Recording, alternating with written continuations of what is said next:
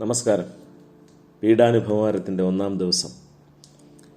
ഞങ്ങൾക്ക് വേണ്ടി ഉണ്ടായ നിന്റെ താഴ്മ എത്രയോ വാഴ്ത്തപ്പെട്ടതാകുന്നുവെന്ന് പ്രകീർത്തിച്ചാണ് തുടങ്ങുന്നത്. താഴ്മയാണ് ധ്യാന വിഷയം.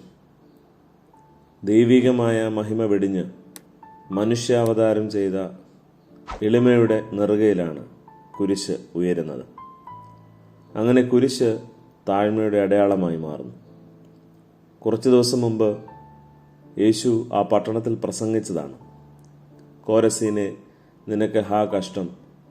ബെത്സയിദേ, നിനക്ക് ഹാ കഷ്ടം! നിങ്ങളിൽ നടന്ന വീര്യപ്രവൃത്തികളിലും സൂരിലും സീദോനിലും നടന്നിരുന്നുവെങ്കിൽ അവർ പണ്ടേ തന്നെ ചാക്കിലും ചാരത്തിലും മാനസാന്തരപ്പെടുമായിരുന്നു. അന്ന് തന്നെ യേശു പറഞ്ഞതെന്ന് തിരുവെഴുത്ത് രേഖപ്പെടുത്തിയിട്ടുള്ള ഒരു വരി കൂടെ ചേർക്കട്ടെ. ഞാൻ സൗമ്യതയും താഴ്മയും ഉള്ളവനാകയാൽ എൻ്റെ നുകമേറ്റുകൊണ്ട് എന്നോട് പഠിപ്പിൻ എന്നാണ് പറഞ്ഞത്. എന്താണ് ക്രിസ്തീയ താഴ്മ?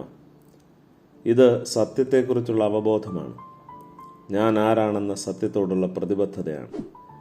എങ്കിൽ മാത്രമാണ് നാം ഭാവിക്കേണ്ടതിന് മീതെ ഭാവിച്ച് ഉയരാതിരിക്കുന്നത്. സെയിൻറ്റ് ടിക്കോണിൻ്റെ ജേർണി ടു ഹെവൻ എന്ന പുസ്തകത്തിൽ അഹങ്കാരിയുടെ ലക്ഷണങ്ങൾ അക്കമിട്ട് പറയുന്നുണ്ട്. എന്നിലും നിന്നിലുമൊക്കെ അതിലെത്രയുണ്ട് എന്ന് ധ്യാനിക്കുന്നത് ഈ ദിവസങ്ങളിൽ നല്ലതാവും. അദ്ദേഹം പറയുന്നു, ഡംഭിയായ മനുഷ്യൻ എല്ലാവിധത്തിലും എപ്പോഴും പുകഴ്ച ആഗ്രഹിക്കുന്നു. താൻ ആരെങ്കിലുമൊക്കെയാണ് എന്ന രീതിയിൽ മറ്റുള്ളവരെ ഭരിക്കാൻ ഇഷ്ടപ്പെടുന്നു.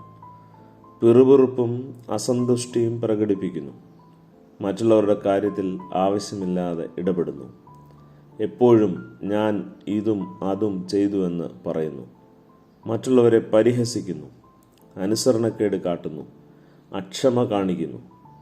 ദൈവമേ, നീ നല്ല മുന്തിരിങ്ങ പ്രതീക്ഷിച്ച് നിലത്തിൽ മുന്തിരിത്തയ്യ നട്ടു, എന്നാൽ അത് കായ്ക്കുന്നത് കാട്ടുമുന്തിരിങ്ങ അത്രേ. തിരുവചനം ധ്യാനിച്ച് അവസാനിപ്പിക്കാം. ദൈവം നിഗളുകളോട് എതിർത്ത് നിൽക്കുന്നു, താഴ്മയുള്ളവർക്കോ കൃപ നൽകുന്നു.